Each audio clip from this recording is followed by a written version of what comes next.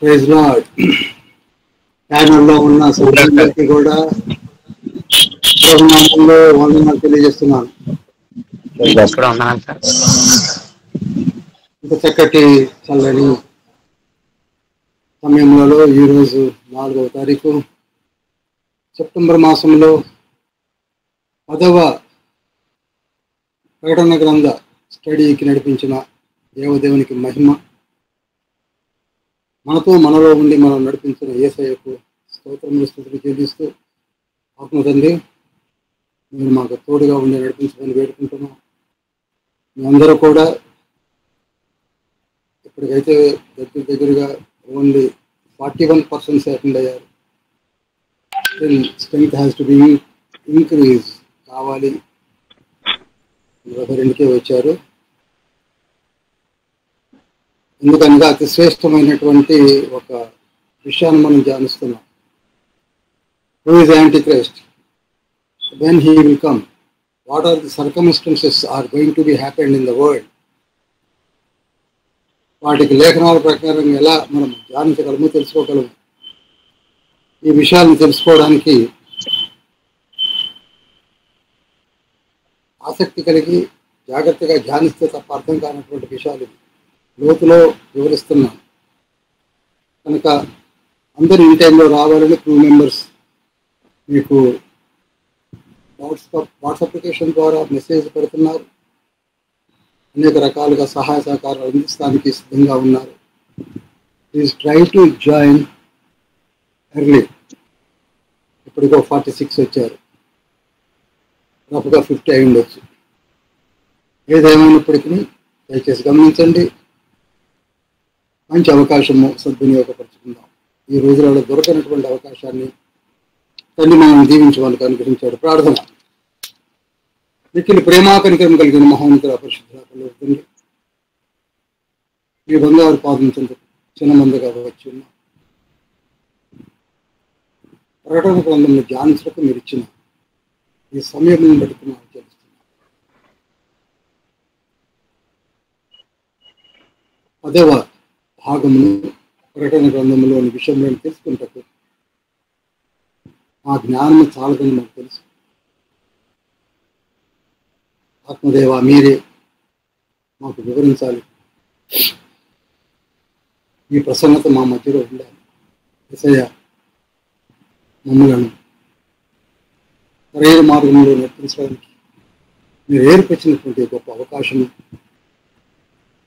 మీ గాయపడిన హస్తం చేత ముట్టి మమ్మల్ని అందరినీ కూడా మీ బంగారు పాదం చెంత వినుటకు కావలసిన అర్హతలను ప్రసాదించండి.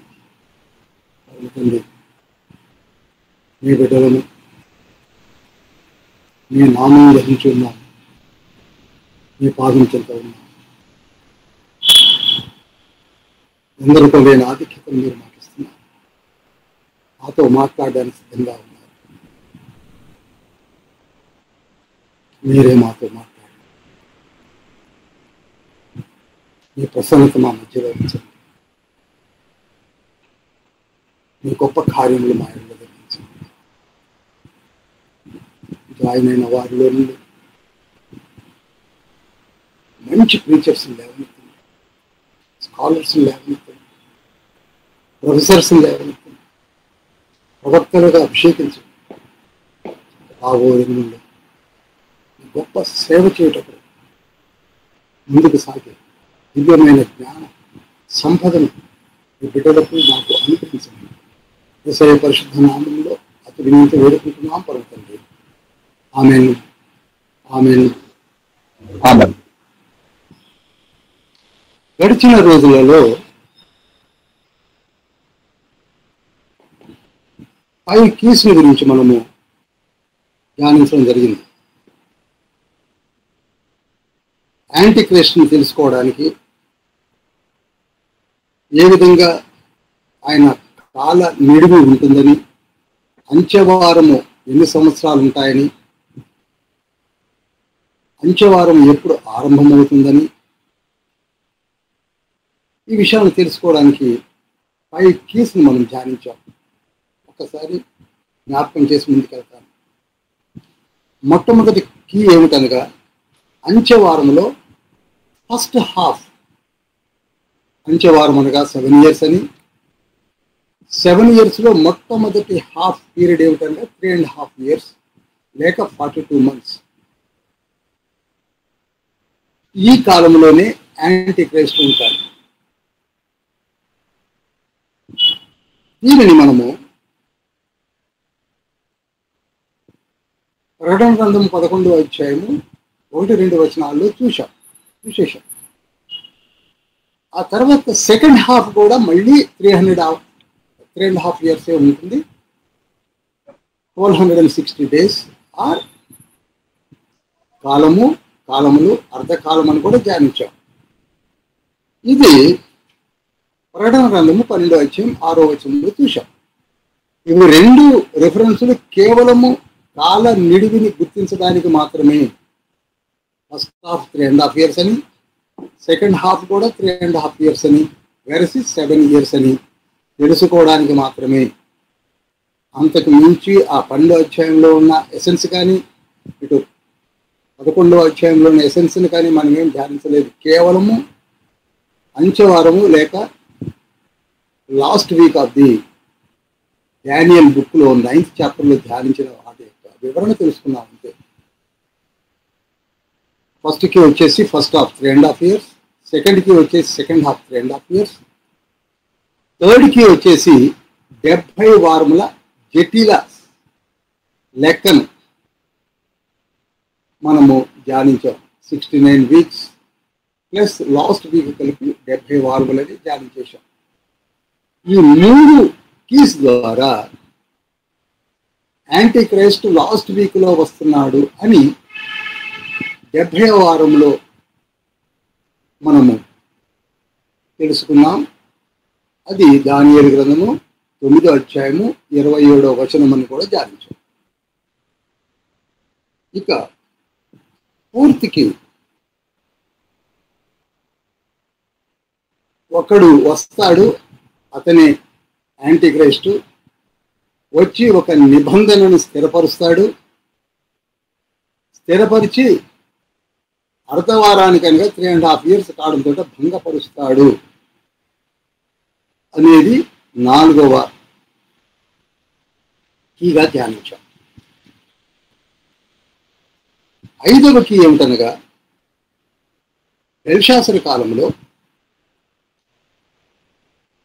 సముద్రములో నుండి 4 క్రూర జంతువులు వచ్చుడు చూసితని అన్నాడు. మొదటి జంతువు సింహము వంటిది అనగా కల్దీల రాజులు. రెండవ జంతువు ఎలుకబంటు వంటిది అనగా మాదీయ పారసీక రాజులు. మూడవది చిరతపులి వంటిదని అనగా గ్రీకుల రాజులని. 4వది ఒక భయంకరమైన గొప్ప జంతువని, ఇనపదంతాలు కలిగి ఆ జంతువు ఉన్నాడని. ఆ 4వ జంతువుకి 10 కొమ్ములు ఉన్నాయని మనం ధ్యానించాం. ఆ 10 కొమ్ములలో నుండి ఒక చిన్న కొమ్ము మొలిచెను అని కూడా మనం ధ్యానించాం. ఆ చిన్న కొమ్మే యాంటీ క్రైస్ట్. చిన్న కొమ్మే యాంటీ క్రైస్ట్. ఇంతవరకు 5 కీస్ని మనం ధ్యానించాం. ఈరోజు మనము 6th కీలోకి వెళ్తున్నాం. 6th కీ జాగ్రత్తగా వినండి. 6th కీలోకి వెళ్తున్నాం. ఈ 6th కీ ఎక్కడుందంటే దానియేలు గ్రంథం 8వ అధ్యాయం 1వ వచనం నుండి 11వ వచనం వరకు చదివినప్పుడు ఇక్కడ యాంటీ క్రైస్ట్ రాకకు ముందుగా జరుగుతున్నటువంటి సంభవాలను మనం ధ్యానించబోతున్నాం. చాలా ఇంపార్టెంట్. అందుకే మొదటి నుంచి కూడా మన ఉపోద్ఘాతంలో డాక్టర్ సురేష్ గారు చెప్పింది కూడా దానియేలు గ్రంథాన్ని చదవండి, ఎజెకియేలు గ్రంథాన్ని చదవండి, జకర్యా గ్రంథాన్ని చదవండి, 2వ తెస్సలోనిక గ్రంథాన్ని చదవండి, 1వ తెస్సలోనిక గ్రంథాన్ని కూడా చదవండి అని చెప్పడం జరిగింది. ఎందుకనగా ఈ 65 పుస్తకాల సారమే 66వ ప్రకటన గ్రంథంలో మనకి స్పష్టంగా కనపడుతూ ఉంటుంది. కొంత ఇతర కొంత అసత దొరుకుతూ ఉంటుంది. ఇప్పుడు దానియేలు గ్రంథం 8వ అధ్యాయం 1 నుంచి 11 వచనాల్లో ఉన్న ఎసెన్స్ నేను చెప్తాను మీకు. బెల్షాసరు రాజు కాలంలో ఇతను కల్దీలలో చిట్ట చివరి రాజు, 6వ రాజు. 3వ సంవత్సరంలో అతనికి ఒక దర్శనం వచ్చింది. ఎవరికి? దానియేలుకు దర్శనం వచ్చింది.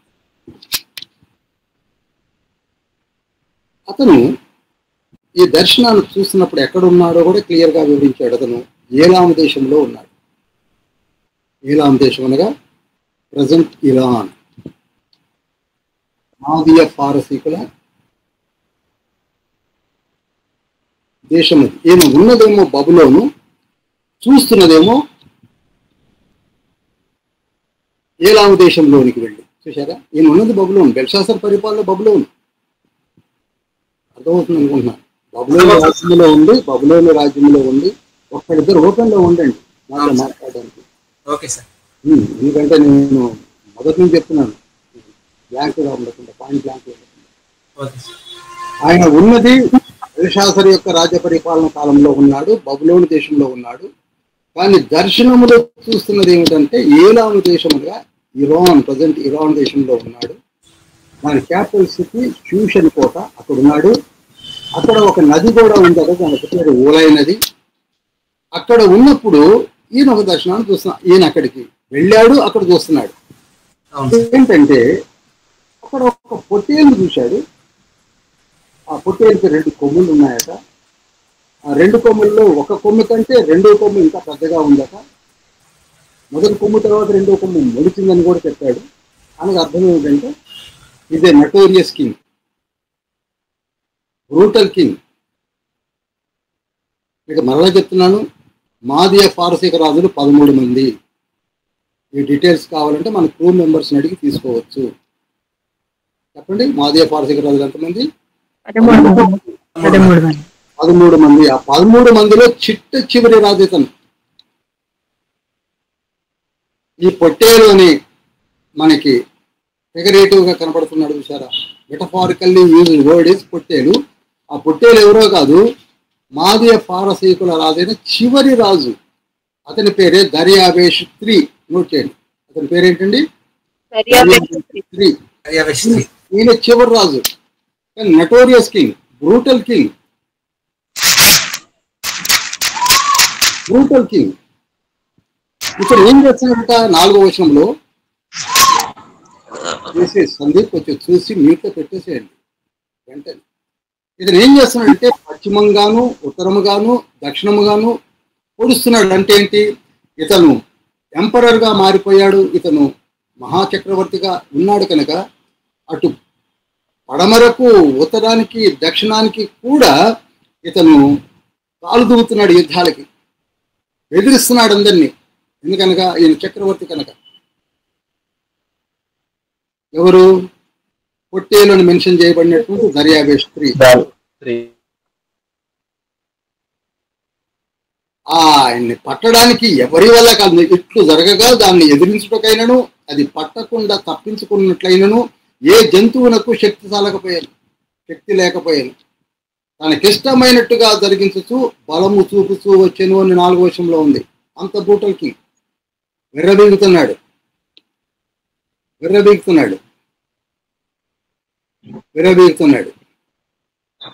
అప్పుడు 5వ వచనంలో, నీవు ఈ సంగతి ఆలోచించుతుండగా ఒక మేకపోతు పడమట నుండి వచ్చి వాళ్ళు నేల మోపకుండా భూమి అంతటా పరిగెత్తాను.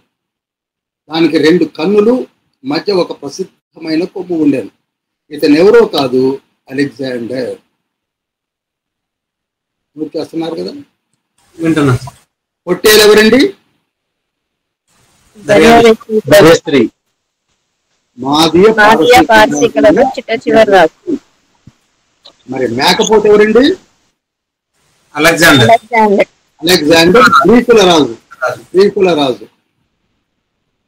ఈ కాలఘట్టం ఎప్పుడంటే 332 క్రీస్తు పూర్వము 332లో జరిగిన సంభవాన్ని ఈయన 536లోనే రికార్డ్ చేస్తున్నాడు.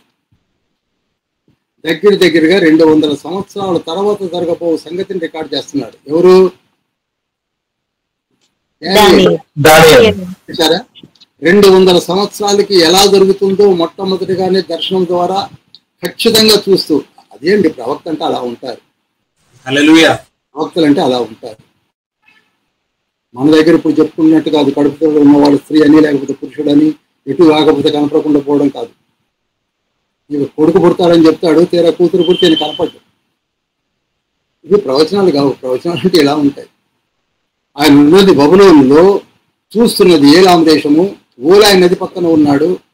ఒక పొట్టేలనుగా దర్యావేషు స్త్రీ ఏ విధంగా ఆయన 3 దిక్కులు కాలు దువ్వుతున్నాడో ఆ సమయంలోనే అలెగ్జాండర్ 332లో రావడము, అతను కూడా పడమట నుండి వచ్చి కాళ్ళు నేల మోపకుండా భూమి అందంతటా పరుగులెత్తిన. భూమి అందంతటా అంటే దాదాపు అతనే కదండి.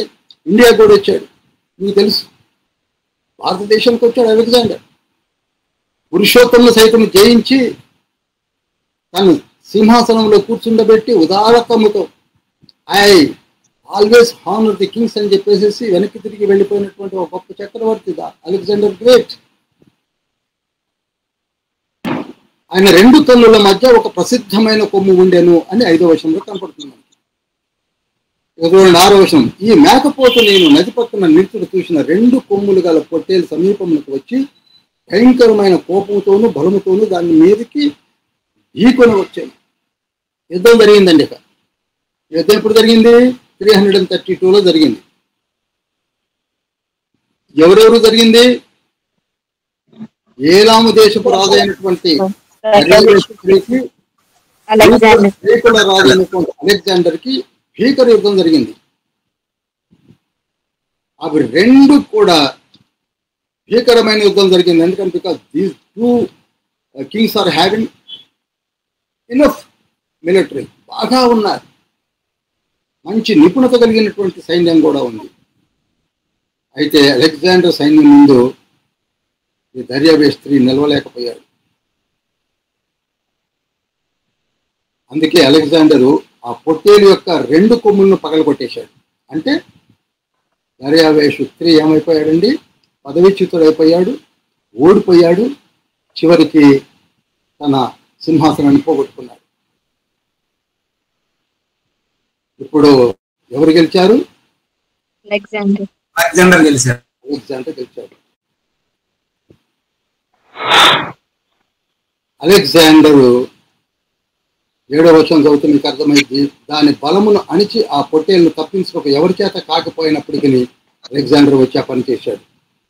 ఇప్పుడు 8వ వచనంలో చూడండి చాలా జాగ్రత్తగా. ఆ మేకపోతు అనగా మేకపోతు ఎవరండి? అలెగ్జాండర్. ఏం పర్వాలేదు, 2-3 ఓపెన్లో మాట్లాడచ్చు, డిస్టర్బెన్స్ లేనోళ్ళు. ఆ అలెగ్జాండర్ అత్యధికంగా బలము చూపుతూ వచ్చాడు. నిజంగానే ఆయన ప్రపంచం అంతటా దాదాపు గెలుచుకుంటూ వస్తున్నాడు. ఆల్మోస్ట్ ఆల్ ఇప్పుడు ఈస్ట్ నుంచి దాదాపు వెస్ట్ వరకు వచ్చేస్తున్నాడు. అందుకని ఇప్పటికీ కూడా మనము క్రీస్తు పూర్వములు 330లో ఉన్నటువంటి రాజుని ది గ్రేట్ అని ఎందుకు చెప్పుకుంటున్నాం అనగా, అంత మహాచక్రవర్తి అంత యవన కాలంలో ఎవరూ లేరు. చాలా చాలా బలము నొందిన తర్వాత 8వ అధ్యాయంలో ఆ పెద్ద కొమ్ము విరిగేను అంటే, పెద్ద కొమ్ము ఎవరింతకి? అలెగ్జాండర్ ఏమైపోయాడంటే విరిగాడు అంటే చనిపోయాడు. ఆయనకు ఒక కలరా అంటారు, I don't no exact disease ఏమొచ్చింది దానికి. కలరాతో చనిపోయాడు, చిన్న దోమకు చనిపోయాడని చెప్తూ ఉంటారు. దోమ కాటుకు చనిపోయాడని చెప్తూ ఉంటారు. సరే, of course it's not that much important. కానీ ఆయన చనిపోయింది మాత్రము ఇన్ని రాజ్యాలు జయించినటువంటి వాడు ఒక దోమను జయించలేకపోయాడు. మనుషులు ఏ విధంగా ఇది ఒక నిదర్శనం. ఎంతగా వెర్రబీగినప్పటికీ ఒక దోమని ఏమి చేయలేకపోయాడు అలెగ్జాండర్, కనుక చనిపోయాడు. చనిపోయినప్పుడు అతనికి నలుగురు సేనాపతులు ఉన్నారు. ఆ నలుగురు సేనాపతులు ఆ రాజ్యాన్ని, ఆయన జయించిన రాజ్యాన్ని పంచుకున్నారు. ఇంతవరకు అర్థమైందండి? ఎవరు మాట్లాడలేదు. అర్థమైంది సార్. అర్థమైంది సార్. ఒక నలుగురు ప్లీజ్, నలుగురు ఓపెన్ లో ఉండండి. ఏముంది, అర్థమైందంటే అర్థమైంది అంటానికి ఏంటి ఇంత టైం పట్టాల్సి ఉంటుంది. నలుగురు అర్థమైంది కదా. అలెగ్జాండర్కి నలుగురు సేనాపతులు ఉన్నారు, నలుగురు పంచుకున్నారు. నలుగురు పంచుకున్నారు. తూర్పు, పడమర, ఉత్తరము, దక్షిణము, అంత పెద్ద రాజ్యమును నలుగురు పంచుకున్నారు. ఆ నలుగురు పంచుకున్నది ఎవరు? నలుగురు సేనాపతులు. నలుగురు సేనాపతులు. తూర్పు భాగమును పంచుకున్నది ఎవరంటే యాంటిగోనస్. తూర్పు భాగంను నోట్ చేసుకోండి. తూర్పు భాగమును పంచుకున్నది యాంటిగోనస్. తూర్పు భాగాన్ని పడమర భాగాన్ని పంచుకున్నది కెసెండర్.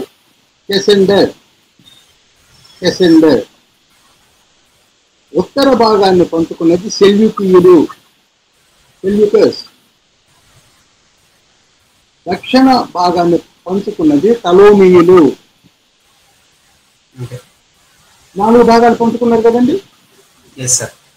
మీకు అర్థమైంది కదా? అర్థమవుతుంది సార్. తూర్పు భాగము యాంటిగోనస్, పడమర భాగము కెసెండర్, ఉత్తర భాగమును సెల్యూకస్, దక్షిణ భాగాన్ని టలోమియులు లేక టలోబర్ పంచుకున్నారు. పంచుకొని ఈ 4 దేశములకు నలుగురు రాజులుగా వీళ్ళు ఏలుబడి చేయడం మొదలుపెట్టారు. ఇప్పుడు 9వ వచనం చదివినప్పుడు ఈ కొమ్ములలో నుండి ఒక చిన్న కొమ్ము వచ్చింది అని ఉంది. ఇక్కడ చాలా మంది దైవజనులు, నేను ఎవరిని క్రిటిసైజ్ చేస్తే జాగ్రత్తగా గమనించండి. చాలా మంది దైవజనులు జాగ్రత్తగా వినాలి. ఈ చిన్న కొమ్ము అని 9వ వచనంలో ఉండేసరికి ఆయనే యాంటీ క్రైస్ట్ అని చెప్పేశారు. ఇక్కడ చాలా జాగ్రత్తగా వినాలండి, లేకపోతే చాలా దెబ్బతింటాం. ఇంతకీ చిన్న కొమ్ము ఎందులో నుంచి వచ్చాడట?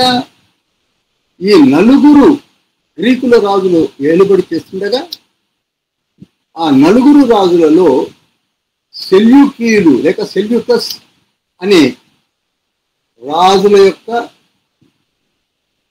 యాన్సిస్టర్ నుంచి వచ్చిన వాడే చిన్న కొమ్ము అని మెన్షన్ చేశాడు. ఈ చిన్న కొమ్ము ఎవరితేనండి యాంటీ క్రైస్ట్ కాదు. అర్థమైందా? అర్థమైంది అనండి. అర్థమైంది సార్. ఈ చిన్న కొమ్ము యాంటీ క్రైస్ట్ కాదు. ఎవరండి ఇంటికి చిన్న కొమ్ము అంటే, ఇతను ఒక నటోరియస్ బ్రూటల్ కింగ్. ఇతని పేరే యాంటియోక్ ఎపిఫెనీస్ IV.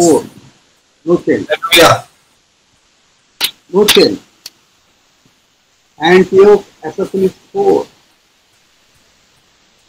ఇతని చిన్న కొమ్ము అని అక్కడ మెన్షన్ చేయడం జరిగింది. ఎందుకనగా ఇతను చేయని అకృత్యము లేదు. ఒక రకంగా ఈ రాజు యాంటియోక్ ఎపిఫెనీస్ IV అనే రాజు ఉత్తర దేశమైనటువంటి సిరియా నుండి పరిపాలిస్తూ, ఆ రోజులలో ఆయన అండర్లో యెరూషలేము ఉండేది. అర్థమవుతుందండి అందరికీ? అర్థమవుతుంది సార్. ఆయన అండర్లోని యెరూషలేము ఉండేది. అతను ఏం చేశాడంటే యెరూషలేమును ఇష్టం వచ్చినట్టుగా ఆంక్షలు విధించి విధిగా మీరందరూ కూడా గ్రీకు భాషను నేర్చుకోవాలన్నాడు. నిజానికి యెరూషలేము ప్రజలందరూ హీబ్రూ లాంగ్వేజ్ మాట్లాడతారు, హీబ్రూ భాష మాట్లాడతారు. కానీ ఆయన ఏమన్నాడు? గ్రీకు భాషలోనే మాట్లాడాలన్నాడు, గ్రీకే మాట్లాడాలన్నాడు. ఆ తర్వాత వారిని బానిసల కంటే అధ్వానంగా చూడటం మొదలుపెట్టాడు. ఎవరు? యాంటియోక్ ఎపిఫెనీస్ IV. అంత బ్రూటల్ కింగ్ అతను. ఇంకా చెప్తాను మీకు. ఇతని అప్పటికున్న పరిశుద్ధాలయం పక్కనే ఒక జేయూస్ ఒలింపియాస్ అనే ఒక ప్రతిమను తెచ్చిపెట్టి దానికి మొక్కాలను బలవంతం చేశాడు.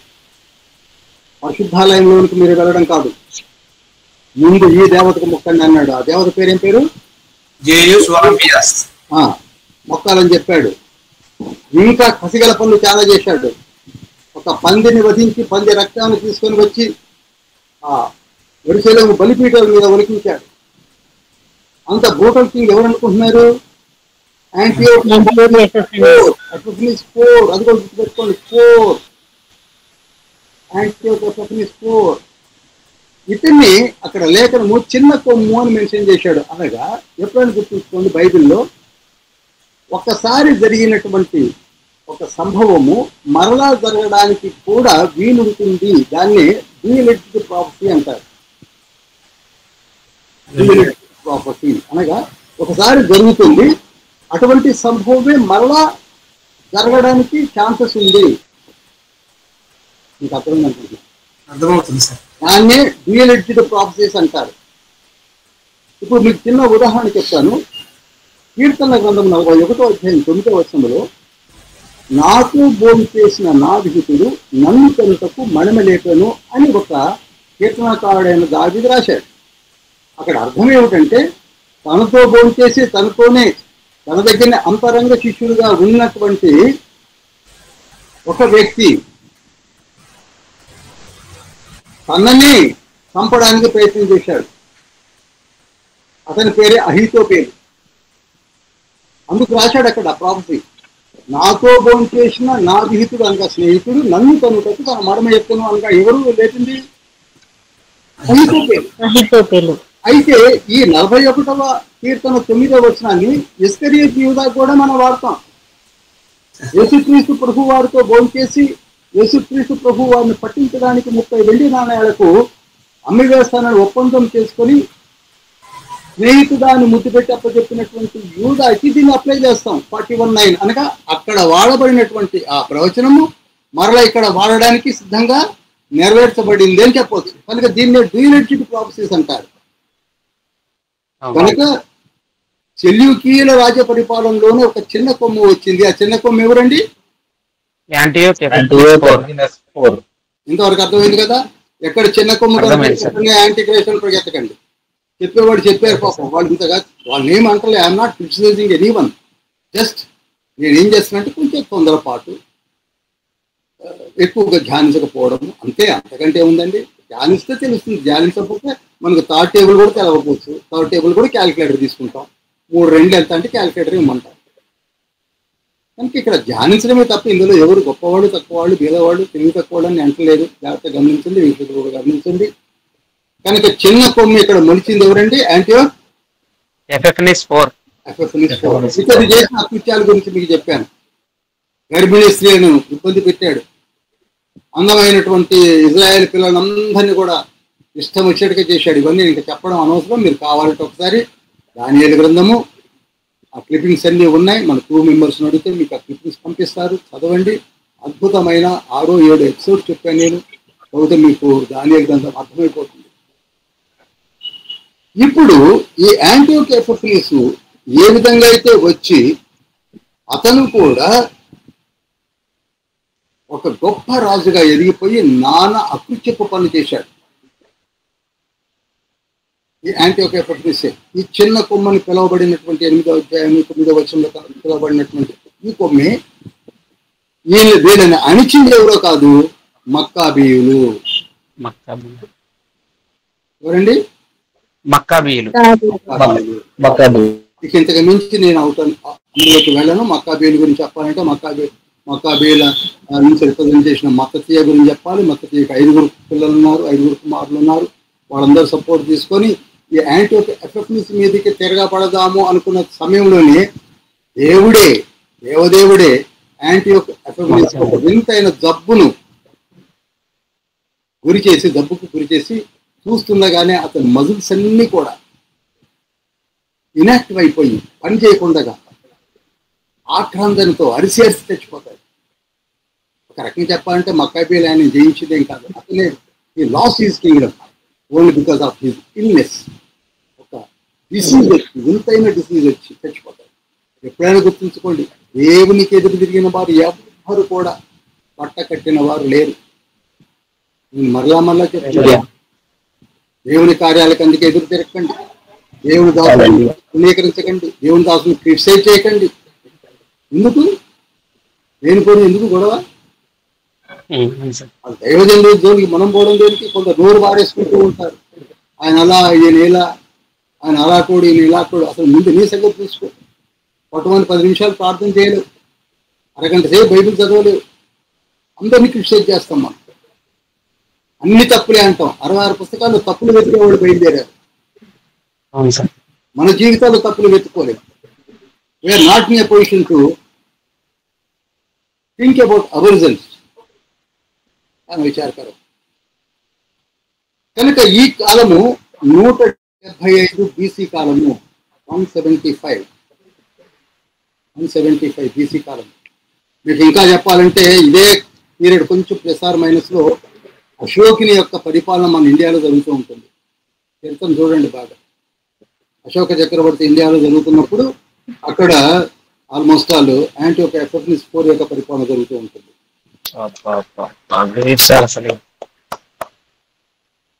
ఇకపోతే చూడండి 11వ వచనము, ఆ సైన్యం యొక్క అధిపతికి విరోధముగా తను హెచ్చించుకొని అనుదిన బల్యర్పణను నిలిపివేసి ఆయన ఆలయమును పడద్రోయడం. అంటే ఆలయాన్ని పక్కన పెట్టి ఏం కూలగొట్టలేకపోతాడు. ఆ పక్కనే జేయుస్ ఒలింపియాస్ అనే ప్రతిమను పెట్టి పంది రక్తమును ఒలికించి మొక్కనోడని నానా హింసలకు గురి చేస్తాడు. ఇది చేసిందంతా ఎవరండి?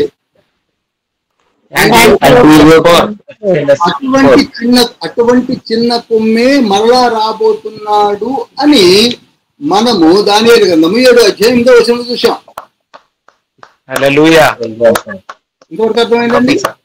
దానియేలు గ్రంథము 7వ అధ్యాయం 8వ వచనంలో చూసిన చిన్న కొమ్ము గ్రీకులలో నుండి వచ్చిన కొమ్ము కాదు. 4వ జంతువు అయినటువంటి రోము యొక్క జంతువులో నుండి 10 కొమ్ములు కలిగినటువంటి దశరాజ్య కూటమిలో నుండి పుట్టుకొచ్చిన వాడు ఈ చిన్న కొమ్ము. గ్రీకులో నుంచి రాలా. ఎంతమందికి అర్థమైంది?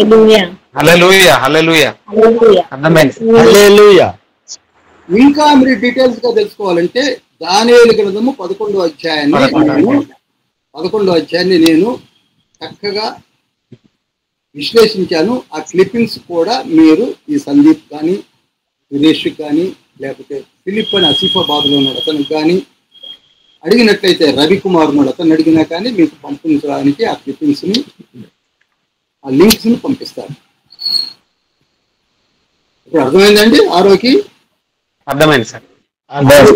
ఆరోగ్యంలో 2 చిన్న కొమ్ములు కనపడ్డాయి. ఒక చిన్న కొమ్ము ఎవరంటే యాంటీయోకస్ ఎపిఫనీస్ IV, ఇంకొక చిన్న కొమ్ము ఎవరంటే రాబోవు యాంటీక్రైస్ట్. ఆల్మోస్ట్ ఆల్ యాంటీయోకస్ ఎపిఫనీస్ ఏ విధంగా చేశాడో అంతకంటే ఒక 100 రెట్లు ఎక్కువగా ఇతను చేయబోతున్నాడు. 100 రెట్లు ఎక్కువగా. ఇతన్ని చూస్తేనే మనకి 11th చాప్టర్ చదువుతుంటేనే నేను చెప్తున్న రోజుల్లో చాలా మంది ఆ రోజుల్లో ఎంత అప్రిషియేట్ చేశారో ఆ విషయంలో. అంత గుర్తుందండి అతను. ఆయన చేసిన ఎన్ని చెప్పాను, ఒక 1 అవర్ చెప్పినట్టు గుర్తున్నారు. అవును సార్. అది కనుక అంతకి ఎక్కువగా 100 times ఎక్కువగా చేయబోతున్నాడు ఎవరు? చివరిలో మనకి కనపడబోయే యాంటీక్రైస్ట్. ఇప్పుడు మనము 7th keyలోకి వస్తున్నాం.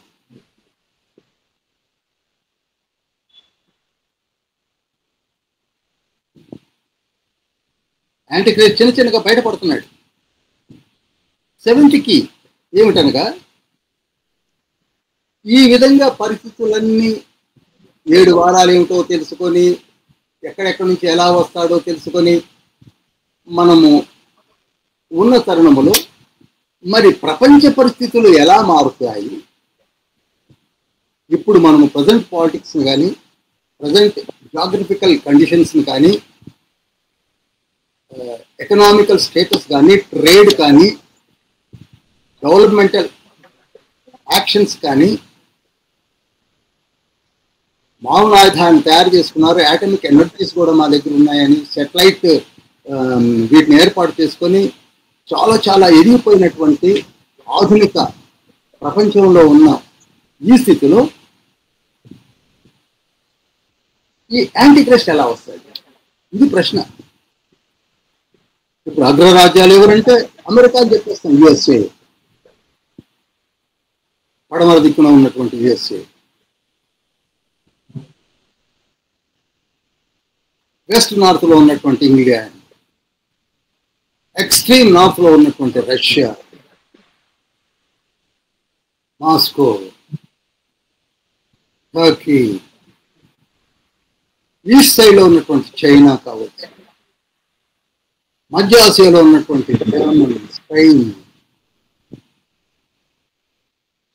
ఈస్ట్ జస్ట్ ఎరుషలేముకు దగ్గరలో ఉన్నటువంటి సిరియా, బాబిలోన్, అనగా Iraq, Iran, UAE,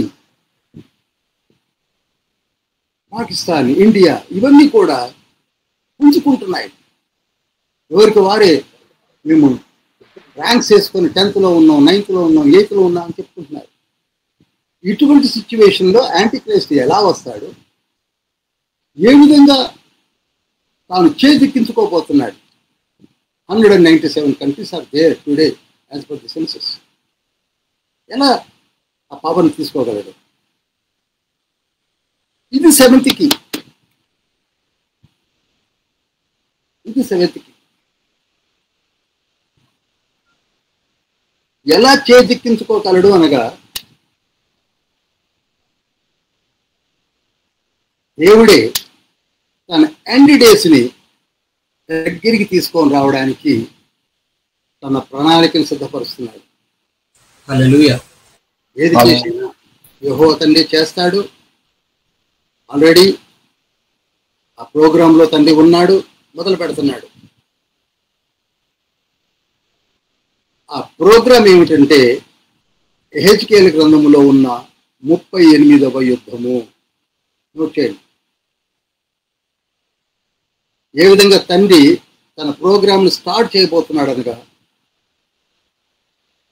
there is a beautiful war which is going to be happen.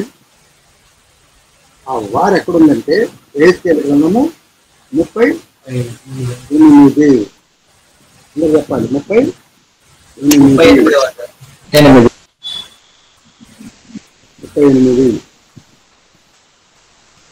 మీకు ఇక్కడ ఒక విషయాన్ని చెప్పి నేను ముందుకు వెళ్తాను, సందర్భం వచ్చింది కనుక.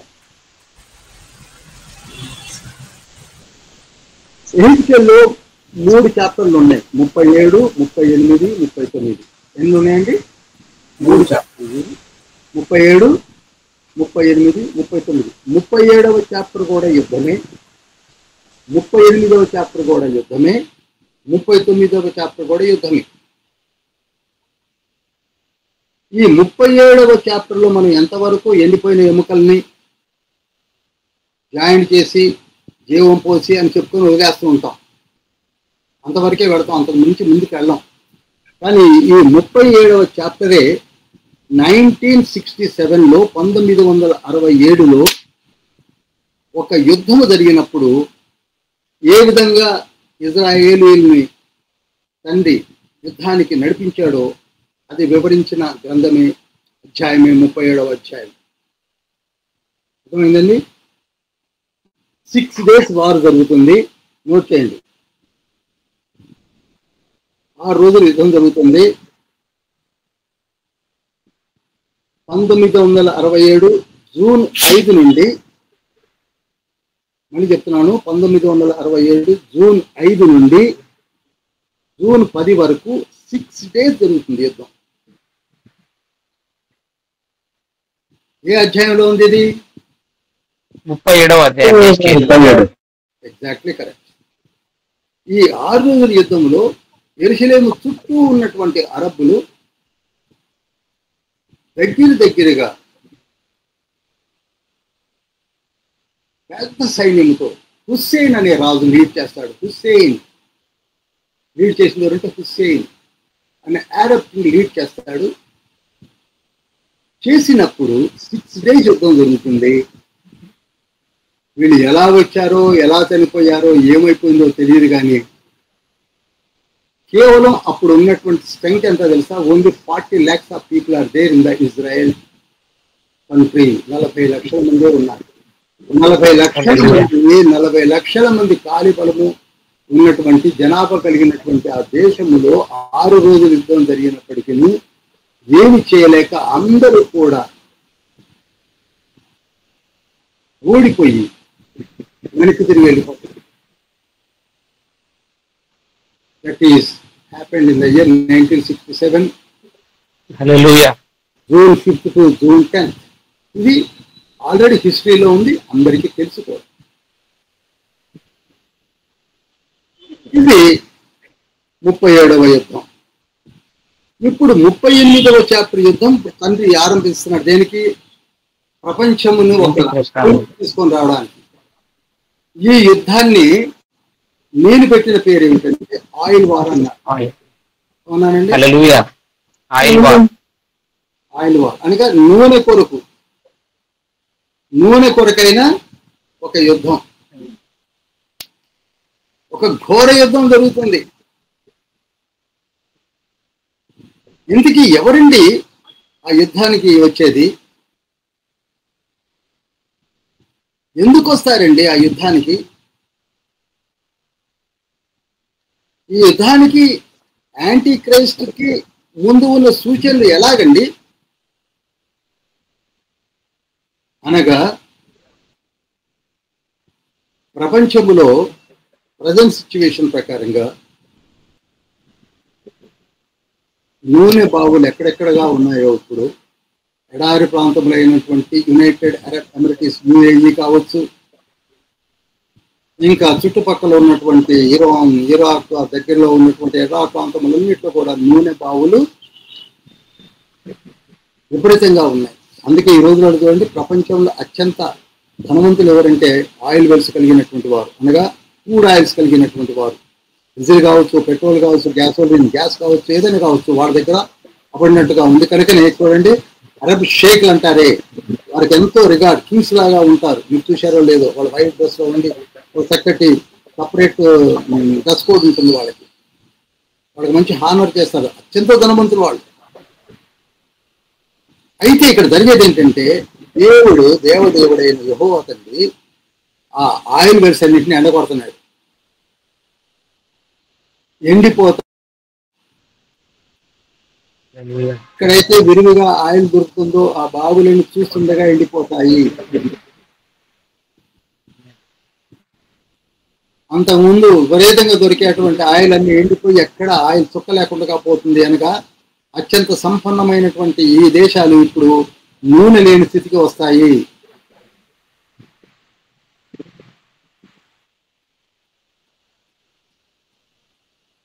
కానీ మరి నూనె ఎక్కడ ఎక్కువగా ఉందంటే యెరూషలేములో ఎక్కువగా ఉంటుంది.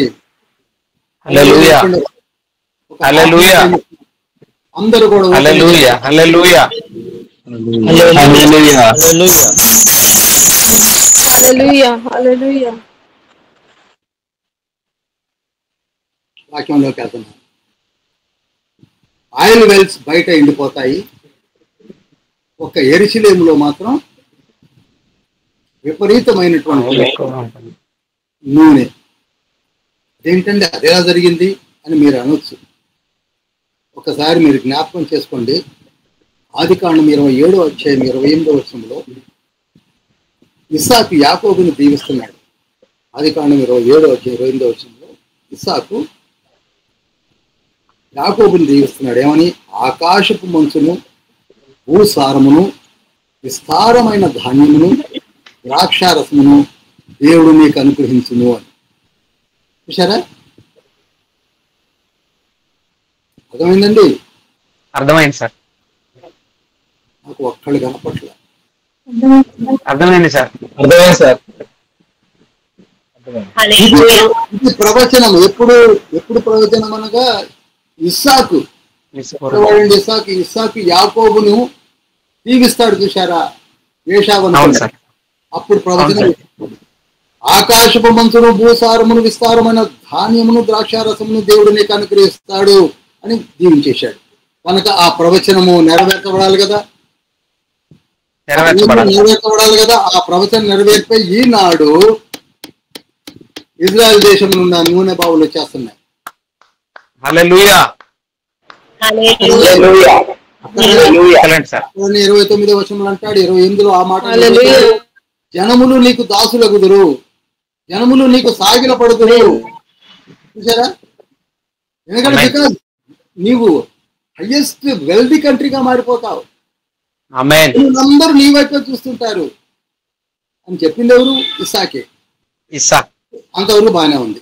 ఇంకొక ప్రవచనం చూద్దాం. ఆదికాండము 49వ అధ్యాయం 20వ వచనము.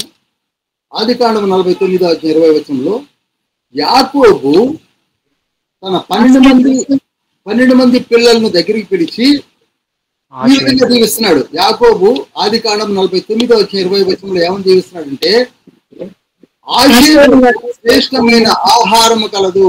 ఎవరి దగ్గరండి? ఆషేరు వద్ద శ్రేష్టమైన ఆహారము కలదు, రాజులకు తగిన మధుర పదార్థములను తిడుచును. కనుక ఆషేరు శ్రేష్టమైనటువంటి ఆహారము కలిగిన వాడుగా ఉంటాడు అని దీవించాడు యాకోబు 49:20లో. ఇంతకీ ఆషేరు దగ్గర ఉన్న శ్రేష్టమైన ఆహారం ఏమిటి? ఆహారం అంటున్నారు, ఏమిటి ఆహారము అని మన ప్రశ్న వస్తుంది. దానికి సమాధానము 3వ ఇస్తున్నాను. ద్వితీయోపదేశకాండం 33వ అధ్యాయం 24వ వచనంలో, ద్వితీయోపదేశకాండం 33వ అధ్యాయం 24వ వచనంలో మోషే ఈ విధంగా ఆశీర్వదిస్తున్నాడు. ఆషేరు వద్ద ఒక దీవెన ఏంటంటే, ఆషేరుని గురించి ఇట్లనను, తన సహోదరుల కంటే ఎక్కువగా ఆశీర్వదించబడును, అతడు తన సహోదరుల కంటే కటాక్షమునందును, తన పాదములను తైలములో ముంచును. హల్లెలూయా. కొట్టి మహిమపరచండి. Praise God. హల్లెలూయా.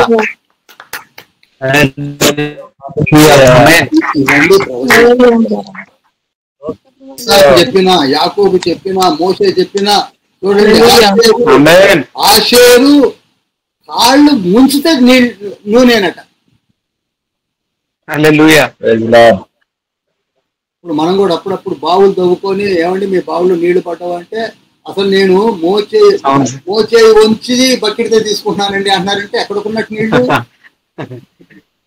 ఆ విధంగా బావి ముందు కూర్చొని 2 కాళ్ళు దాపితే ఆయన కాళ్ళకి నూనె తగ్గుతుందట అని మోషే కూడా 33వ అధ్యాయంలో 12 గోత్రంలో గోత్రకర్తలను దీవించిన విధంగా కనపడుతుంది. ఆదికాండం 49వ అధ్యాయము వర్సెస్ ద్వితీయోపదేశకాండం 33వ అధ్యాయాన్ని మీరు ధ్యానించిన తర్వాత రూబేను, షిమ్యోను, లేవి, యూదా, ఇషకారు, జబులూను, దాను, నప్తాలి, గాదు, ఆషేరు, ఎవరెవరికి ఏమేమి ఉండాలో అన్నిటినీ ఆయన అక్కడ అటు ఒకవైపు యాకోబు ఎలా దీవించాడో, ఒకవైపు మోషేలో దీవించాడు. చాలా ఇంపార్టెంట్ ఉంటుంది. మనం ఇగ్నోర్ చేస్తున్నాం చదవం సరిగ్గా. ఇప్పుడు ఈ 3 ప్రాఫెసీస్ నెరవేర్పే నూనె బావులు వచ్చేసాడు.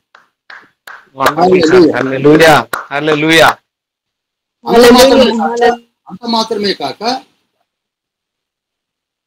1960s and 70s మధ్యలో ఒక చీఫ్ జియాలజిస్ట్ యాండీ సెరెల్లి, నోట్ చేయండి, చీఫ్ జియాలజిస్ట్ యాండీ సెరెల్లి, మళ్ళీ చెప్తున్నాను, చీఫ్ జియాలజిస్ట్ యాండీ సెరెల్లి ఇజ్రాయెల్ దేశానికి పనిగట్టుకొని వచ్చి ఆయన డ్రిల్ ఆపరేషన్స్ జరిగించి ఇక్కడ అద్భుతమైన నూనె నిక్షేపాలు కలవని ఒక రిపోర్ట్ రాసి ప్రెసిడెంట్కి ఇచ్చేసి వెళ్ళిపోయాడు. హల్లెలూయా.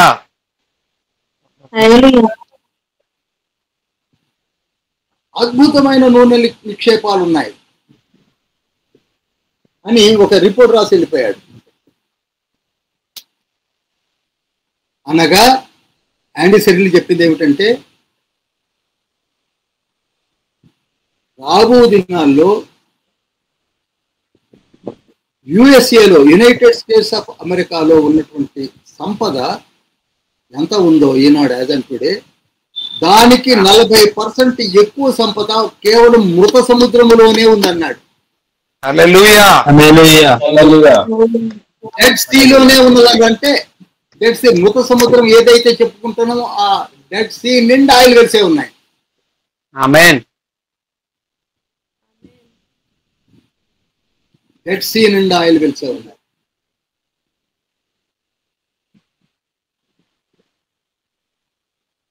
యాండి సరైన చెప్పినవి. ఇప్పుడు చెప్పండి, యెరూషలేం ఎలా తయారవుతుంది మీరు చూస్తున్నారు కదా. Golden bowl. ఏ విధంగా తయారవుతుంది చూశారు కదా. ఈనాడు వ్యవసాయ రంగాన్ని చూడండి. ఈ మధ్యనే మన ఇండియా నుంచి, తెలుగు రాష్ట్రాల నుంచి ఒక కమిటీని పంపించి అక్కడ వ్యవసాయం ఎలా చేస్తున్నారో చూసి వచ్చి మనం కూడా అలా చేస్తే బాగుంటుందని. ఆ తర్వాత సెల్ ఫోన్స్ యొక్క అడ్వాన్స్డ్ టెక్నాలజీ అంతా కూడా how to recognise the enemies అనేది కూడా ఇజ్రాయెల్ సపరేట్ అయిన టెక్నిక్ ఏదో ఫాలో అవుతున్నారు, అది కూడా తెలుసుకొని వెళ్ళిపోయారు. హైలీ టెక్నికల్లీ డెవలప్డ్ కంట్రీ ఏదండి ఇజ్రాయెల్. వాళ్ళు ఏ విధంగా తయారవుతున్నారు, ఏ విధంగా చేస్తున్నారు వాళ్ళ ఈ తండ్రి ఇచ్చిన దీవెన, కృప, అబ్రహాము, ఇస్సాకు, యాకోబులు చేసిన నిబంధన నెరవేరుస్తున్నారు.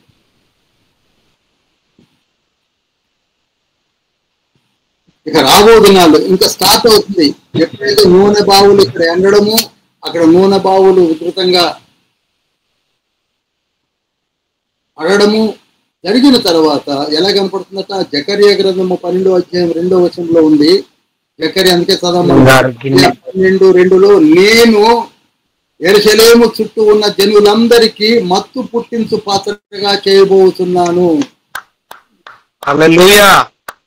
ప్రవచనము నెరవేర్చబడాలి. ఆమేన్. నేను అనగా దేవదేవుడు అంటున్నాడు, నేను యెరూషలేమును మత్తు పుట్టించు పాత్ర, జనులందరికీ మత్తు పుట్టించు పాత్రగా చేయబోతున్నాను. ఆమేన్. శత్రువులు యెరూషలేమును ముట్టడి వేయగా అది యూదా మీదకి వచ్చును. చూడండి, ఒకవేళ వస్తారు, వస్తే ఏం చేస్తారట 3వ వచనంలో. ఇది జకర్యా గ్రంథం, అందుకే చదవమని చెప్పింది నేను. 3వ ఆ దినమందు నేను యెరూషలేమును సమస్తమైన జనులకు బరువైన రాయిగా చేతును. వారందరూ మిక్కిలి గాయపడుదురు. భూజనులందరూ దానికి విరోధులై కూడుదురు. అయినను వాటిని ఎక్కువారికి వెరిని పుట్టించి యూదా వారి మీద నా దృష్టి ఉంచి జనముల గుర్రములన్నిటికీ అంధత్వము కలగజేతును. కొట్టి అవతల బారసనని చెప్తున్నాడు. ఒకవేళ వస్తే, ఒకవేళ వస్తే నూనె ముట్టుకుందామని వస్తే ఏం చేస్తానో అప్పుడే చెప్పాడు. 12:2, 3, 4, 5 వచ్చిన తర్వాత చదవండి. ఇప్పుడు అర్థమైంది అనుకుంటా మీకు. అర్థమైంది సార్. హల్లెలూయా. అవునండి, ఎవరు బాగానే చెప్పారు. ఈ యుద్ధం ఎలా జరుగుతుంది మొదలు పెట్టబోతున్నాను. హల్లెలూయా. ఇప్పుడు యెహెజ్కేలు గ్రంథము 38వ అధ్యాయాన్ని తీసేదురుగా పెట్టుకోండి. యెహెజ్కేలు గ్రంథము 38వ అధ్యాయాన్ని తీసేదురుగా పెట్టుకోండి. ఎంతమంది అవుతున్నారో ఏమిటో మరి బాగా చదవండి. దొరకదండి, నేను మళ్ళీ చెప్తున్నాను, నిర్లక్ష్యం చేయకండి ప్లీజ్. My sincere request. మళ్ళా నేను చెప్పమన్నా చెప్పలేనేమో, ఎలా ఉంటుందో ఇలాంటి పరిస్థితి కలగాలి కదా, దొరకాలి కదా. ఈనాడు తండ్రి ఇచ్చాడు, మీకు ఎందుకు పాడు చేసుకుంటున్నారు నాకు అర్థం కాదు. ఇంట్లో ఉండి జస్ట్ సెల్ ఫోన్ ఆన్ చేసి ఎదురుగా పెట్టుకొని చక్కగా తినచ్చు. వర్షం పడ్డా మీకు పెద్ద కష్టం ఉండదు. ఎక్కడికో పోయి వినాలి, ఎక్కడో కన్వీన్స్ కావాలి, ఏం లేదు, వినడమే కదా. అది కూడా వినలేకపోతున్నారంటే I don't know the reasons, what circumstances made them not to attend అనేది నాకు సరే. ఇప్పుడు యెహెజ్కేలు గ్రంథం 38వ అధ్యాయము 2 నుంచి 6 వచనాలు చదువుతున్నాను, నేనే చదువుతున్నాను. తర్వాత మీరు చదవండి. మొత్తం నేను చదవను, కానీ మీకు ఎదురుగా పెట్టుకున్నారు కనుక మీకు అర్థమవుతుంది అనుకుంటాను. అక్కడ ఏమనుందంటే, రోషునకు నరపుత్రుడ మాగోగు దేశముకు గోగు అనగా రోషునకు మెషకునకు ఉబారునకు అధిపతి అయిన వాని తట్టు అభిముఖుడవై అతను కూర్చి ఈ మాట ఎత్తి ప్రవచింపుము అని యెహెజ్కేలుతో రాయిస్తున్నాడు. ఏమండి, మాకు ఒక్క వినయ్ గారు తప్ప ఎవరు కనపడలేదు, అందరు మ్యూట్లోకి వెళ్ళిపోయారు. సార్ అన్నిట్లో ఉన్నా సార్. అందరు మీట్లోకి వెళ్ళిపోయారు. సార్ అన్నిట్లో ఉన్నా సార్. ఎందుకని ఒక్క వినయ్ కనపడుతున్నాడు, అందరు మీట్లోకి వెళ్ళిపోయారు.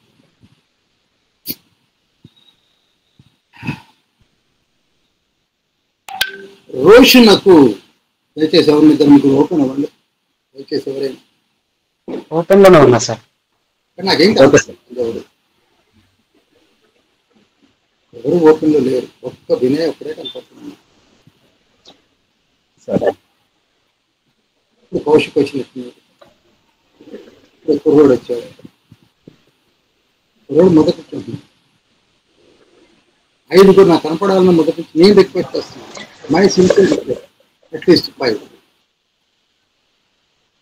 5 డిస్టర్బెన్స్ లేనివాడు కనపడితే నేను మీతో మాట్లాడుతున్నట్టుంటుంది, ఏదో గౌరవ చెప్పినట్టుగా ఉంటుంది. నాకు చెప్పి గొంతు ఎందుకు అయింది కానీ నాకు అర్థం కాదు. ఏంటో ప్రాబ్లం. ఓకే, రోషనకు అనగా రష్యా కమ్యూనిస్ట్ కంట్రీ, మెషాకు అనగా మెషక్ ఇది కమ్యూనిస్ట్ కంట్రీ, తుబాలు లేక తుబలస్కి ఇది కమ్యూనిస్ట్ కంట్రీ. ఈ కమ్యూనిస్ట్ కంట్రీస్ అన్ని ఎక్కడున్నారనగా ఎరుసలేమునకు ఎక్స్ట్రీమ్ ఈస్ట్ లో ఉన్నారు, అనగా ఉత్తర భాగాన పైన ఉన్నారు. వీళ్ళందరూ కూడా యాపిత సంతానం అంటారు. నోవాహు యొక్క పెద్ద కుమారుడైన యాపిత సంతానం అక్కడ సెటిల్ అయ్యారు.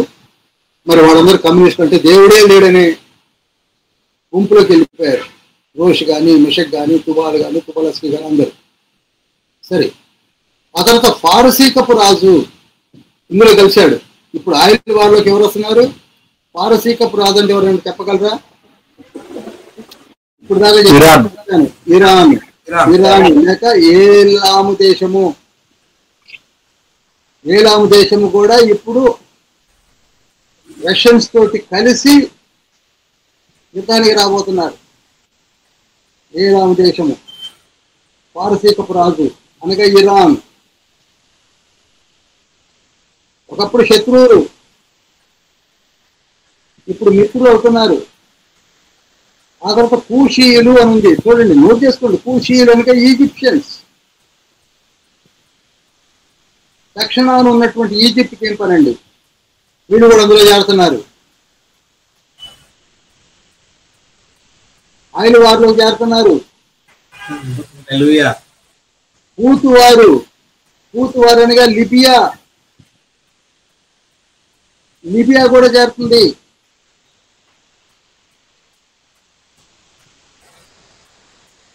ఆ తర్వాత గోమెరు అనగా జర్మనీ.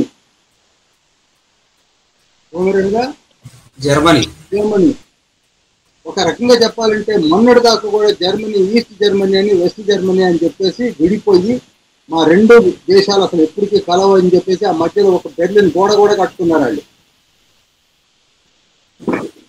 ఎంతమందికి అర్థమైంది సార్? దేశాలు విడిపోయి ఒక గోడ కట్టుకున్నారండి. కానీ ఇక్కడ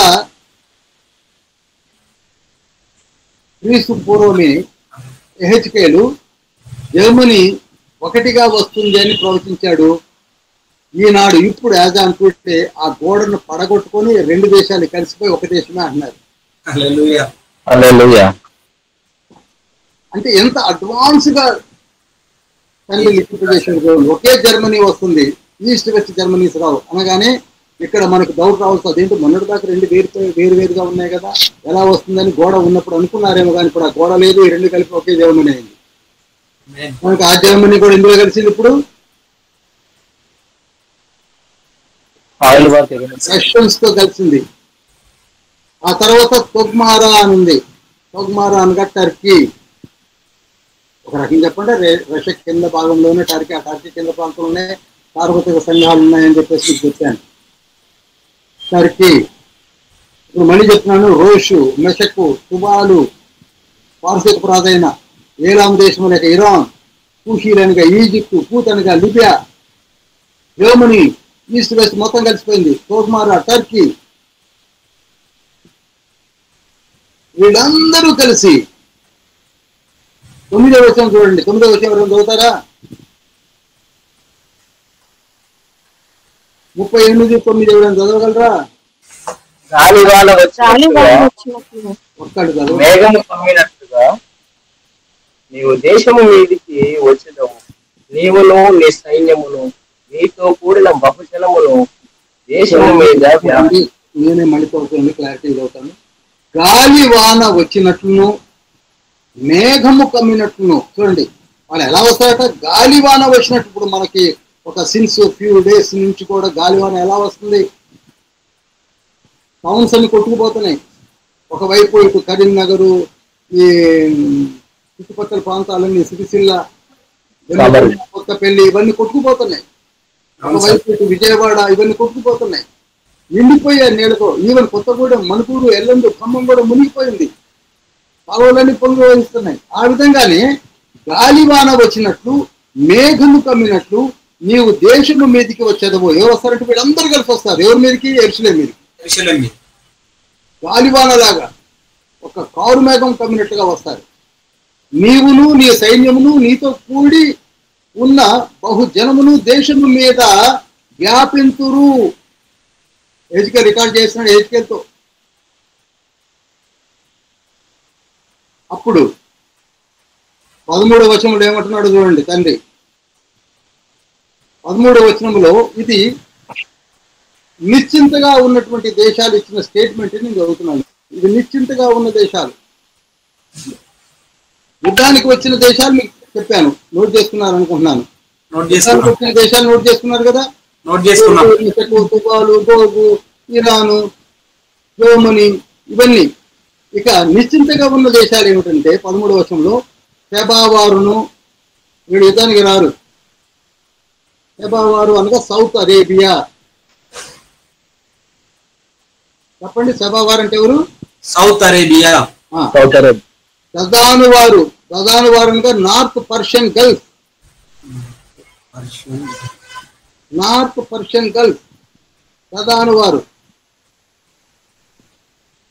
తర్షీసు వారు లేక తర్షీసు వర్తకులు అనగా స్పెయిన్ కంట్రీ. కొదమ సింహాల వంటి వారు అనగా యుఎస్ఏ, ఇంగ్లాండ్. ఇదంతా కొదమ సింహాల వంటి వారు, బాగా సంపన్నమైనటువంటి దేశాలు. కొదమ సింహాల వంటి వారంటే ఎవరెవరండి? America, UK.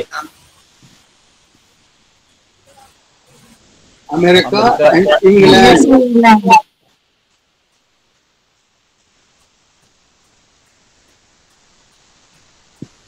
వాళ్ళందరూ కూడా నిన్ను చూసి అనగా యుద్ధానికి వచ్చిన వారిని చూసి, ఎవరెవరట?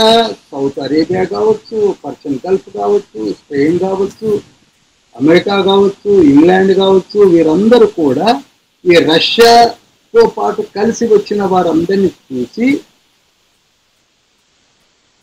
సొమ్ము దోచుకుంటూ వచ్చితివా, తోపు సొమ్ము దోచుకుంటూ వచ్చితివా, సైన్యం సమకూర్చి వచ్చితివా, వెండి బంగారములను, పశువులను, సరుకులను పట్టుకొని పోవుటకు వచ్చితివా అని ఒక పేపర్ స్టేట్మెంట్ ఇచ్చి వదిలేస్తారు అంతే.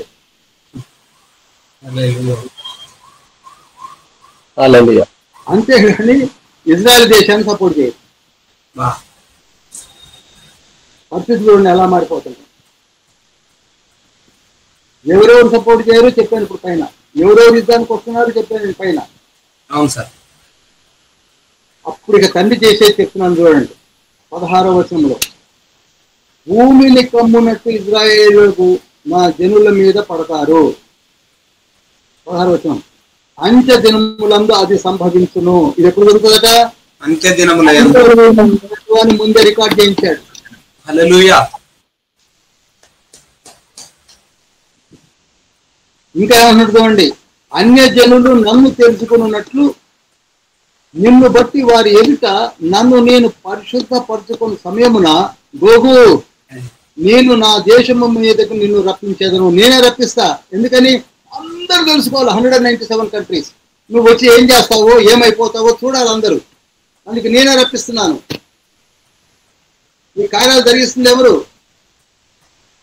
యెహోవా తండ్రి. తండ్రి 18వ వచనం చూడండి. ఆ దినమున గోగు ఇజ్రాయేల్ దేశం మీదకి రాబో ఆ దినమున నా కోపము బహుగా రగులు కొను. ఇదే ప్రభువు యెహోవా వాక్కు. అప్పుడు మీరు వస్తారే, అప్పుడు నా కోపము తీవ్రమైన స్థాయికి వెళ్ళిపోతుంది. మరి రప్పించి అంత కోపం వచ్చి ఏం చేస్తాడట? 21, 22, 23 వచనాలు నేను చదువుతున్నాను. నా పర్వతములన్నిటిలో అతని మీదకి ఖడ్గము రప్పించేదను. చూసారా? ఎంతమంది అన్నారా అని, ఎంత సైన్యం అన్నారా అని, ఏం చేస్తాడట? ఖడ్గము రప్పించేదను. ప్రతి వాని ఖడ్గము వాని సహోదరుని మీద పడును. వాళ్ళలో వాళ్ళు చంపుకుంటారు, గుడ్డోళ్ళైపోతారు. ఇదే ప్రభువు యెహోవా వాక్కు. 22వ వచనం అంటున్నాడు, తెగులును పంపిస్తాను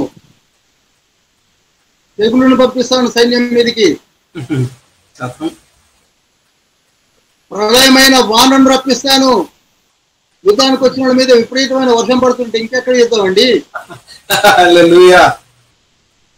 తెగుళ్ళు వచ్చి ఎవడుకాడు పిచ్చోడైపోయి ఉంటే ఇంకెక్కడ మోషన్స్ అయితే నేను అనుకోండి, కత్తులు కటారు పక్క బారి చెంబులు పట్టుకొని తిరగాల్సి అవుతాయి.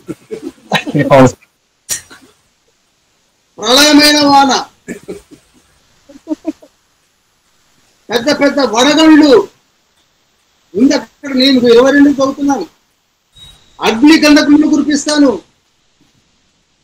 అగ్ని గంధకములను కురిపించి నేను అతనితో వాక్యం ఆడుతాను. నేను యెహోవానే ఉన్నానని అన్ని జనులు అనేకుడు తెలుసుకున్నట్లు నేను ఘనత వహించి నన్ను పరిశుద్ధపరచుకొని వారు ఎదుట నన్ను తెలియపరచుకుందును. This will be happened. అసలు ఇజ్రాయెల్ యుద్ధం ఎక్కడ చేస్తున్నారండి? మొత్తం 1967లో జూన్ 5వ తారీఖు నాడు జరిగిన యుద్ధం ఇక్కడ జరగబోతుంది. మీకు చిన్న ఇన్సిడెంట్ గుర్తు చేసి ముందుకెళ్తాను. దెబోరా మీదకి 50 యుద్ధానికి వచ్చాడు సిసేరాతో పంపిస్తే, సిసేరా సైన్యాధిపతి. అవును సార్.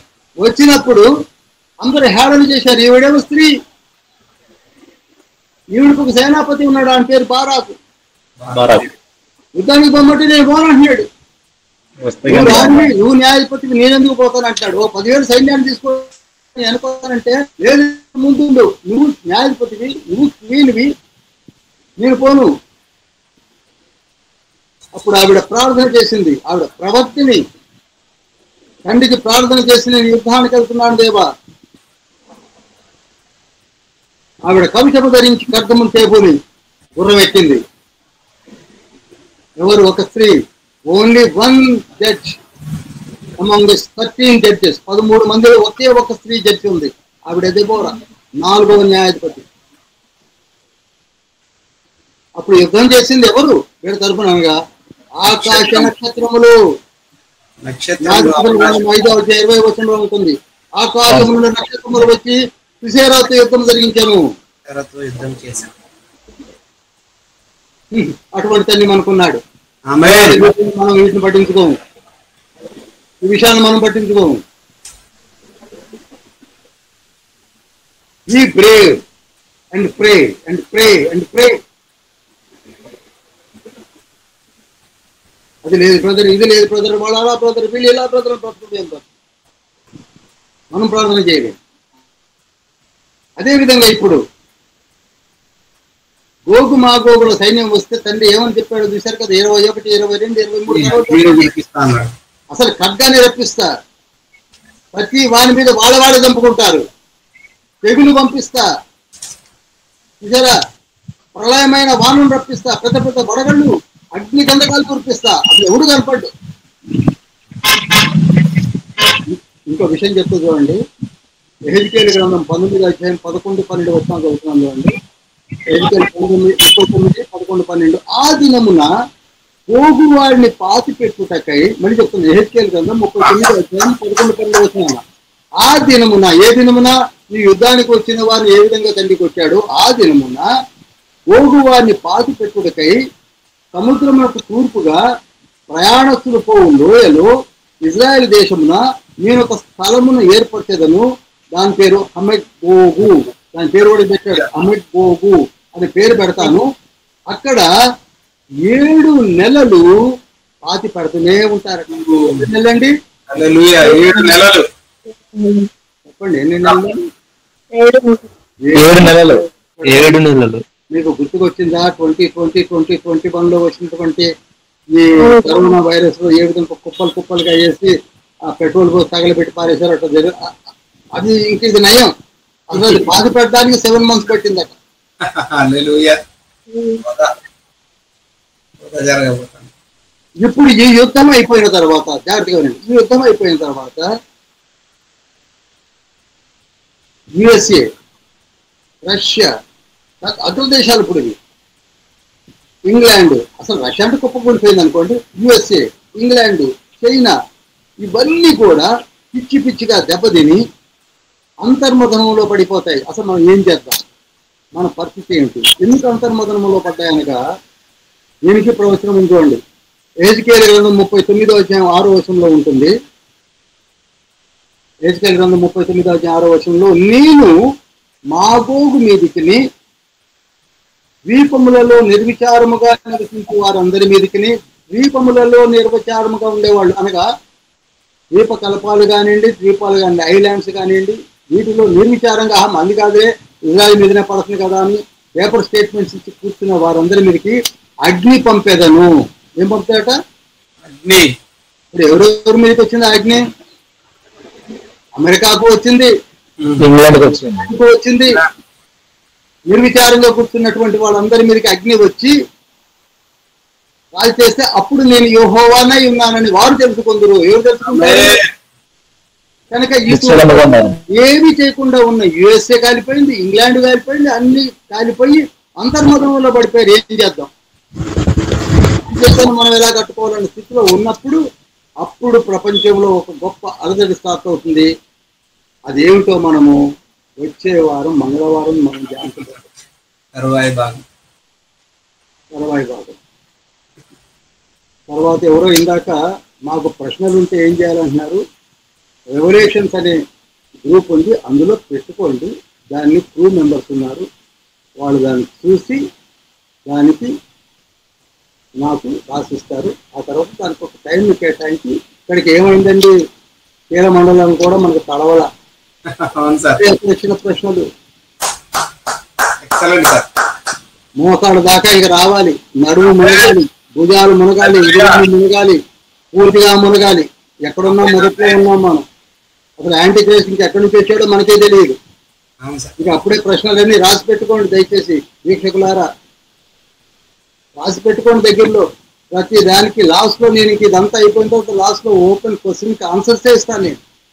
నేను అన్ని ప్రశ్నలకి సమాధానాలు ఇస్తాయి. ఏం తొందరపడకండి. ఫస్ట్ ఐడియలిస్టిక్ ఇంటర్ప్రిటేషన్, ఊహల్లో ఉన్న వాళ్ళందరూ ఊహల్లోంచి బయటికి రండి. ఊహలు ఊహించడం మానేయండి, సబ్జెక్ట్ నేర్చుకోండి. ఇప్పుడు ఎన్ని కేసు ఇచ్చా నేను చెప్పండి? 7 సార్. 2 ఈరోజు, నిన్న 5. ఇంకా 2 కీస్ ఉన్నాయి. ఎవరు రావాలంటే ఎవరో తెలుసుకోవాలంటే, ఎవరి గురించి తెలుసుకోవాలంటే, 2 కీస్ తెలుసుకోవాలంటే 13వ అధ్యాయము 17వ అధ్యాయం తెలుసుకోవాలి. వారి బాబోయ్, చూసారా? 13వ అధ్యాయం క్షుణ్ణంగా తెలుసుకోవాలి, 17వ అధ్యాయం క్షుణ్ణంగా తెలుసుకోవాలి. అప్పుడు కానీ ఆయన బయటికి ఆ మహానుభావుడు. మనం ఊహాగానాల్లో ప్రపంచంలో ఊహాగానాల్లో జీవిస్తుంది. ఇప్పటికే బూరలు ఊదేశారని, పాత్రలు కుమ్మరించబడ్డాయని, 1000 ఏళ్ల పరిపాలన స్టార్ట్ అయిపోయిందని, 1914 1000 ఏళ్ల పరిపాలన స్టార్ట్ అయిందట. సాతాన్ని ఎక్కడ బంధించారో వాళ్ళకి తెలియదు, బోర్లు ఎక్కడ ఊగుతాయో తెలియదు, పాత్రలు ఎక్కడ కుమ్మరించబడుతున్నాయో తెలియదు. కొందరు పడిపోతున్నారు. రకరకాలైనటువంటి బోధలు వచ్చేసాయి. అందుకే మనం ఏం చేస్తున్నామంటే 22 అధ్యాయాలు ముందు తెలుసుకుందాం. Okay sir. అసలు 22 అధ్యాయాలు ఏమున్నదో తెలియకుండా అప్పుడు ఎందుకండి ఆ ప్రశ్నలు? First of all we should know what is going to be happened. Hallelujah, hallelujah. ప్రార్థన చేస్తున్నాను. Only 3 minutes are there. I'm closing the session with the prayer. ప్రార్థన. కళ్ళు మూసుకోండి. మహోన్నతుడా పరిశుద్ధుడా పలుకుతుంది. మీ బంగారు పాదం కింద ప్రభువా యాంటీ క్రైస్ట్ని తెలుసుకుంటారు. 6వ అధ్యాయం 2వ వచనంలో మొదటి ముద్రను విప్పినప్పుడు కనపడిన గుర్రము పైన, తెల్లని గుర్రము పైన కిరీటము పెట్టుకున్న యాంటీ క్రైస్ట్ని గురించి తెలుసుకోవడానికి మీరు మాకు ఇచ్చిన 9 కేసులో 7 కేసుని మేము తెలుసుకున్నాం. ఇంకా తెలుసుకోవడానికి మేము ఆయుధపడుతున్నాం. మమ్మల్ని సత్య మార్గంలో నడుపుతున్న గొప్ప దేవా, మీ బంగారు పాదముల ముద్ర ప్రార్థిస్తున్నాం. ఇంకా ఇంకా మాకు తెలియపడుతుంది. ఇంకా ఇంకా మీరు కూడా నడిపించండి. ఇంకా తెలుసుకోవడానికి ఆయుధపడుతుంది.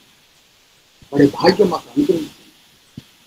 మీ మీద దేవాలని సత్య మార్గంలో సత్యాన్ని వేషం గ్రహించడం కొరకు పరిశుద్ధ బైబిల్ ధ్యానించడం మీరు మాకు ఇచ్చిన ఈ అవకాశం సద్వినియోగపరుచుకునే గొప్ప దక్షత కూడా మీరు మాకు అనుగ్రహించడం. ఇందులో పాల్గొన్న ప్రతి ఒక్కరికి మనోనేతలను వెలిగించి రకాలపై వెలిగించండి. యేసయ్య పరిశుద్ధ నామంలో తెలుసుకుంటున్నాం పరంతండి.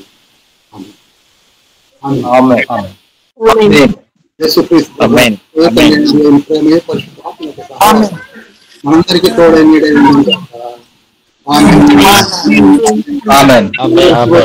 నామంలో ఉన్న